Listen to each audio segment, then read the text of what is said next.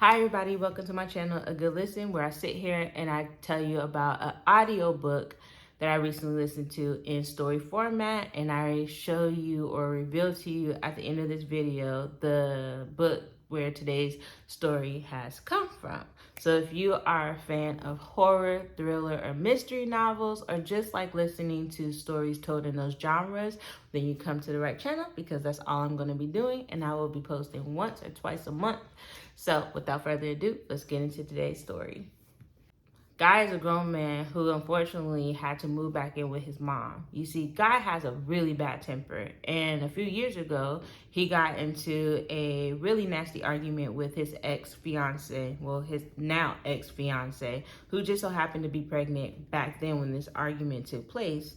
He got into a really nasty argument with her, and according to him, the sequence of events that followed after that really nasty argument was a pure accident, but according to her and her family, they weren't so sure. What ends up happening lands Guy in a situation where he ends up getting arrested. He ends up going to jail, and he actually has to stand trial. Lucky for him, all charges get dropped, but unfortunately, even though the charges were dropped and he was found non-guilty by the court, he actually was not seen not guilty for what he did to his pregnant ex-fiance by any of his neighbors or anybody around his town. So when Guy finished with that trial and went back home, he basically was just shown away by everybody in the neighborhood. Nobody wanted to interact with him. Nobody wanted to talk to him, because in their eyes, Guy was guilty for the things that he did to his ex-fiance, his pregnant ex-fiance at that time. So it made it really challenging for Guy to find a job. It just made him, put him in a really tight position. So unfortunately, Guy had to move back in with his mother, Heather. Now, to make matters worse, poor Heather, just trying to be there and support her son and help her son out, ends up getting some of that residual backlash. So now her neighbors and friends do not want to interact with her either, because she has taken in this person that they view is very guilty. It does bother his mom, but of course, she's not going to just leave her son out to dry. But to make matters even more worse, Guy's mom is retired. She is not working. She's living off her pension, and her pension only supports one person. So money is tight. Everything is tight.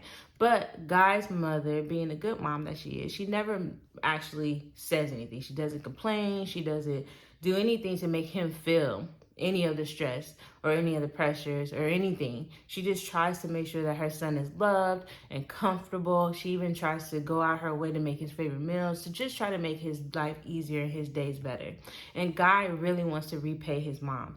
Guy really wants to find something that will help them put them in a better financial position, so that they can move away from this neighborhood where everybody kind of knows what happened and kind of have a nasty taste in their mouth about him and his mother. He wants to move her out of this neighborhood and go somewhere else. Start fresh where nobody knows them, nobody knows what happened, and they can just live life and start new. So one day, Guy's mom, Heather, asks Guy to help her out in the attic. They go up to the attic. They're rummaging through some stuff. She just wants to clear out the attic. Guy ends up going into this box. He's rummaging through this box. He comes across a document, and he's like reading the document, and he's like, hold on now. What is this? So he looks at his mom, and he's like, Mom, what is this? And his mom's like, what is what? And Guy's like, what is this? This document says that this is a deed to a house. And she's like, oh, I don't know. So Guy's reading it, and he's just really confused, because this sounds like a really nice house that's sitting on 3 acres of land. And he's like, Mom, what is this? Like, this says that this is a whole house sitting on a whole 3 acres. Like, how did you not know about this? Or how come you never told me about this? And the only answer she can come up with is that she just forgot. It slipped her mind. Guy is, although taken aback by this, he's just like, this is a great opportunity. Like, nobody lives in this house. We just have a whole house that's sitting on all this land. I can go over there, assess the situation, possibly fix this house up and sell it. And we can move and start a new life based off of the profits that we make off of the sale of the house and the land. So Guy presents it to his mom. She's like, yeah, okay, you could do it if you want to. So Guy drives 3 hours to the Woodward house. So he gets there and he's kind of like, I don't know about this.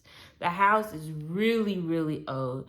It has definitely been neglected. The house itself and the land has been neglected. I mean, vegetation is growing all over the house itself. You got vines and leaves and trees just kind of covering the whole thing. There's windows broken. The paint is peeling off. There's mold. The grass is overgrown. Just not just your normal overgrown, but just really high overgrown. There's like this rusted fence that's in front of the house. But even though the house is very decrepit, you can see that it's just in really bad shape. Guy still sees this as an opportunity, and he's very, very interested, and he's very, very determined to try and fix up this house and sell it. So Guy does what he can do. He actually goes into the house. I mean, the inside of the house looks way worse than the outside of the house. I mean, there's just thick layers of dust and dirt all over the house.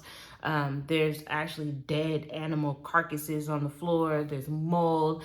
There's like piles of dead insects on the windowsills. I mean, it's just nasty in there. But the one thing that he did find interesting when he went into the house that he kind of couldn't shake was the fact that the house is fully furnished. Like, there's everything that you would need in a house, or you would typically see in a house with a family, is there. There's living room furniture, there's a whole dining room set, there's even a plate with a spoon, and it kind of looks like there was some type of food residue on there. And it just like was kind of weird. It kind of took him back. He was kind of just okay. He kind of got the feel that when he went in his house and he saw that it was fully furnished, that like the people who own this house just kind of abruptly left for some reason, and he just didn't know why. That's the feeling that he got in the house.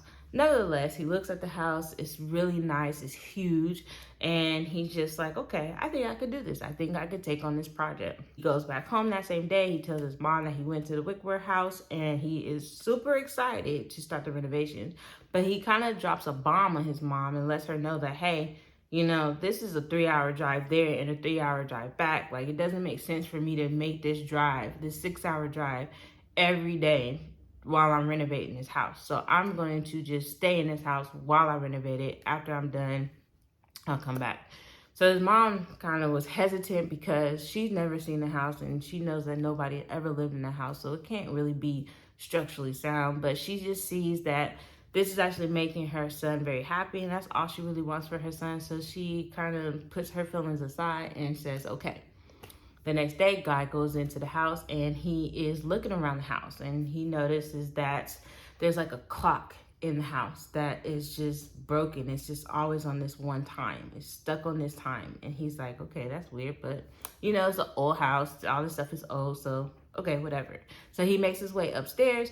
He goes to the first room. The first room looks like a sewing room, and there looks like there's a half sewn dress there. And he's like, okay. So he moves on to the next room. The next room is just kind of empty. It has like one piece of furniture in there, and it's still thick with dust and stuff, but it's just not as dirty as the rest of the house. So he's like, okay, this is going to be the room that I'm sleeping in for the time that I'm going to be here. He goes into another room, and he notices that this room it clearly had furniture, and he kind of noticed that on the ground there was like indentations in the thickness of the dirt and dust that was on the floor, that there might have been a bed, but it looked like it was too small to be like a child's bed, and looked like it was definitely too small to be like a room or a master bedroom for an adult. So he kind of figured that it probably was a crib there. So he's like, okay, that's weird. Where'd the crib go? If this house is fully furnished, where'd the crib go? Why is this room not furnished? Like, you see the indents on the ground that there was furniture here at one point or another, so where'd it go? Nonetheless, he keeps on moving. He goes to the next room, and surprisingly, in this room, he just sees all these beds. Like, the crib is crammed in here. There's like an armoire where clothes are being hung up in there, and then there's like 2 other beds in there.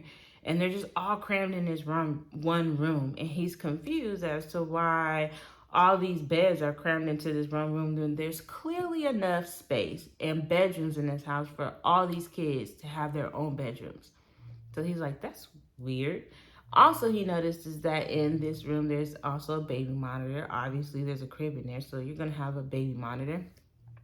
And so he moves on to another room. He ends up finding the master bedroom, and he finds the other part of the baby monitor. Now, the baby monitor is old. It seems like it's only like a one-way monitor where you could just hear the noise, but you can't talk or do anything through it. It's just there to monitor the noise. So he thinks nothing of it, and he's looking at around, and there's no light, there's no running water at this house. So he decides that the first thing that he's going to do is just clear off the vines from around the house, from that's like covering the windows outside the house, so that he can have more light in the morning time when he decides to get up and start working on the house.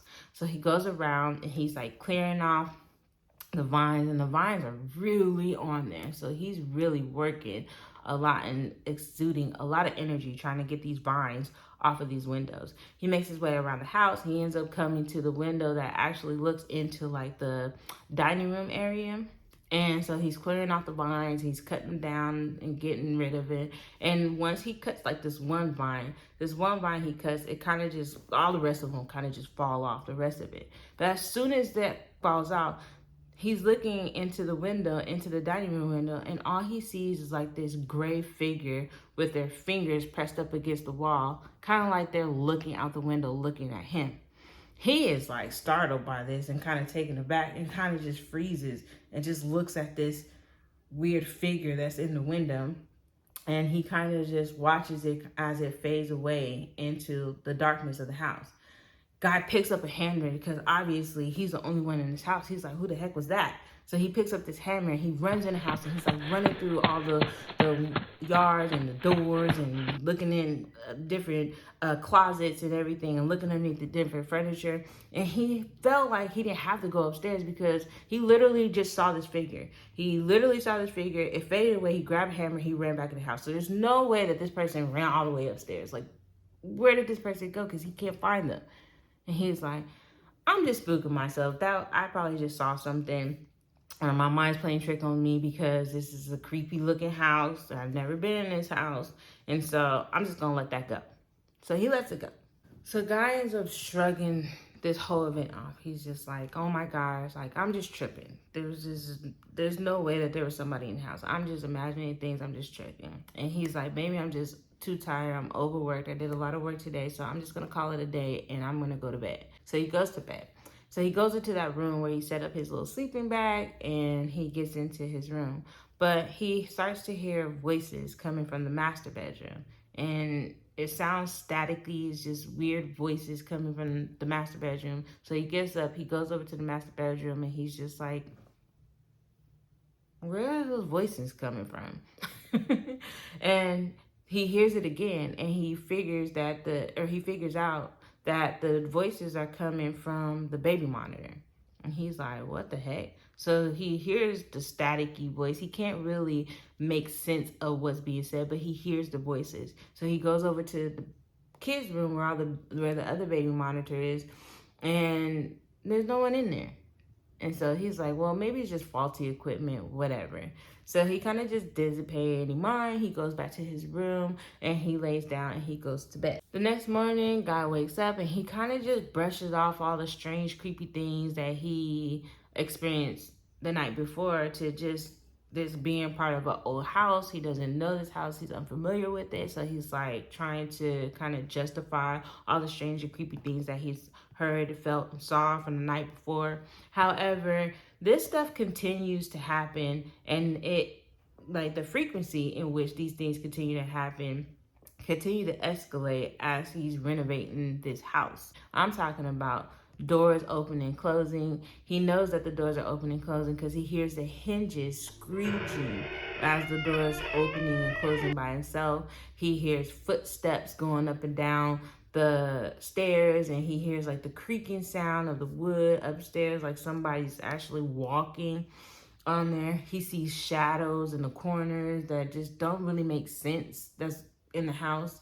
The most creepy things that happened to Guy at this point is that the sounds that Guy was hearing over the baby monitor, and also now that he's hearing through the radio, are more audible. He can actually understand what's being said, and he can clearly hear a woman's voice coming through the crackling sounds through the radio and the baby monitor. It's a woman's voice begging for some guy named Thomas not to leave her.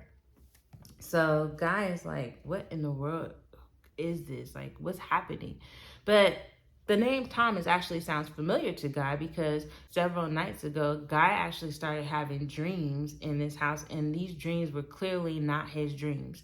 These dreams were just, it was very strange that he's having a full-blown dream about a whole different family that he's never met or never seen. And the dad's name in this dream is Thomas. So he kind of understood, like, he kind of felt like familiar with the name, but he really didn't put two to two together. So Guy is starting to have these dreams about a guy named Thomas, another woman named Louise, and another woman named Amy. And from the dreams that he's been getting, Thomas and Louise are married, they have children, and they are constantly in a state of fear, in a state of panic. And it's all centered around some woman named Amy. In one of the dreams, Thomas and Louise are arguing about Amy, and they're talking about this woman and basically saying, like, talking about whether they should move, uproot their family to try to get away from this woman, and the financial situation that would put them in if they uprooted their family because of this woman, Amy. As they're having this argument, their young son comes in and says that they saw a woman in the woods. The house that they were in was actually like up against some really deep woods. And the children came in, the son came in, he said that, he saw some woman out there, and the dad said, was it her? And he's like, yeah, it was her, referring to the woman as Amy. So the dad's like, oh my God, like now she's out there and she's seen my kids and she's talking to my kids. The little girl, their daughter, comes in and says that the woman, Amy, that they saw in the woods was saying really nasty things about their mom. So Thomas is like, this is enough. Like, this is ridiculous. I have to go deal with her. I have to go talk to her. Like, this is just insane. So Thomas is about to go outside and talk to Amy, but Thomas just doesn't leave and talk to Amy. Thomas leaves, but he grabs a knife, a kitchen knife. So he goes out into the woods. It's dark out there. He goes out into the woods. His heart is pounding. He's scared. And he starts calling out to this girl named Amy. Amy, I know you're out here. Amy, I know you can hear me. Leave us alone. Don't talk to my children. He's giving, saying all these things. And he can hear the crackling sounds and stuff in the trees. He hears like something moving along the trees all around him. And as he's looking around to try to make sense and try to see if he can see what's moving around him in the trees, he noticed something on one of the tree trunks. He looks at it and it's initials. It's a heart carved into the tree trunk. He can tell that this is like freshly carved, like this recently happened. And as he's looking at it, he kind of glances off to the side and he notices that every single tree has been carved with a heart with the initial A plus T in there. And so as he's looking around, just kind of startled and just petrified at what he's seeing, he starts to feel something coming behind him. And he actually feels something grab him. And he gets scared, so spooked. And he drops the knife and he runs into the house. He runs into the house and the wife is like, what happened? Like, are you okay? Because she noticed that her husband is like out of breath. He seems panicked. And she's like, what happened? Are you okay? And he's like, yeah, I'm okay. And she's like, where's the kitchen knife? And he says, she has it now. And Guy wakes up from this dream. So now Guy is up from this dream. This is how he was familiar with the name Thomas. And this is why he understood or noticed that the name Thomas sounded familiar to him, because he's been having dreams like this about this family for several nights now. So Guy keeps on with his renovations. He's powering through the renovations. He ends up finding a desk that has some papers in there, and these documents were bank documents. And he also noticed that the name on there said Thomas. So he was certain that the guy he's been dreaming about in his dreams, Thomas, and the name Thomas that he keeps hearing through the baby monitor and the radio are the same Thomas, like the same Thomas that lives here. And this is probably the same Thomas that he keeps dreaming about. So he has now connected this information. So guy keeps piling on with his renovations. He's clearing out all the old furniture, including like the couch, the tables. He's like in the kids' room, getting rid of all those beds. He actually gets rid of the baby monitor because he's sick of hearing like all those voices coming through the baby monitor. So he gets rid of that. He ends his day and then he goes to sleep. So again, he's having another dream about Thomas. He's having a dream about Thomas. Thomas is outside doing some yard work, and all of a sudden he wants to come back inside, but the door is locked. And so he always told his wife that anytime he's out of the house, because of this crazy lady Amy, anytime he's out of the house, make sure you lock the door. Like, always lock the door. But Thomas didn't have his key, so now he's banging on the window to the kitchen where his wife was, because she was preparing a meal. So he's like banging on the window to try to get his wife Louise's attention. And he kind of looks in there and he notices that the kitchen is kind of in a way like she just abruptly left. Like, there's still running water, there's still dishes in there. It looks like she stopped mixing the pots and stuff going on in there. So he's like, that's weird. So he's like, Louise, Louise. He makes his way around to the front of the house and he's like banging on the door, like trying to get Louise to answer this door, and he can't get her to answer this door. So then he looks and he sees Louise is on the couch. He's like, oh, okay, she's just on the couch. And he's like, Louise, Louise, like, hey, I'm trying to get in there. Please open the door. I'm trying to get in. And he notices that his wife is not reacting to him calling her name or the knocks on the door. And so he's like really looking. And he's like, Louise? And he notices that his wife is kind of slumped over on the couch. It kind of looks like she's asleep, like she's laying down asleep, taking a nap. And he's like, Louise, and he looks at the couch and he kind of notices that there's this big old stain forming on the couch, and it's just growing and growing and growing. And then he realizes that it's blood. Guy has this dream. He ends up waking up to this dream because he hears a sound, a crashing sound in the house. And so not only did he just have this disturbing dream, but now he has what he is naturally assuming is an intruder in his house. So he doesn't even have time to process what he just dreamt about. And now he has to be in this state of panic and fear and try to protect himself because now there's intruders in his house. So he runs out, he gets a hammer or something, and he like runs out the room or whatever, and it's pitch black. And the only thing that's coming in is like the sun, the light from the moon that's shining into the windows. So he goes out and he is approached by some intruders, and he's about to hit the intruders, but he realizes that they're just two teenagers. And he's like, what the hell are you doing at my house? And the teenagers are like, I'm so sorry, we didn't know that anybody was here. And he's like, that still doesn't tell me what the hell are you doing in my house.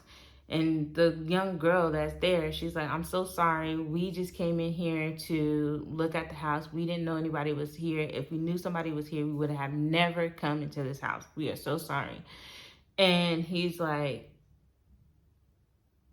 why did you want to come in this house? Like, why are you breaking into an abandoned house at 3 o'clock in the morning anyway? And she was like, we wanted to see if this house was really haunted. And so now Guy is intrigued. He's like, wait, what? What do you mean you want to see if this house was really haunted? And she was like, you don't know the history about this house? And he's like, no. The teen says, yeah. This house has a really big history, and everybody knows this house has to be a haunted house, like one of the scariest houses here, like seeing stuff, hearing stuff, or whatever. And he's like, okay, yeah, but what's the story? Tell me the history about this house. She takes a deep breath and she goes, well, and if you want to know the gruesome details of what happened at the Whitworth house, and a lot of the juicy details that I omitted about the story itself and the twists and turns that happen at the end, then I highly, highly, highly suggest that you guys read The Haunting at Whitworth House. by US Today's best-selling author, Darcy Coates. All right, you guys, that's the end of the story. Thank you guys so much for joining me. If you guys enjoyed the video and the story, then please like, comment, and subscribe down below. Other than that, I hope you guys have a great day, and I'll see you guys in my next one. Peace.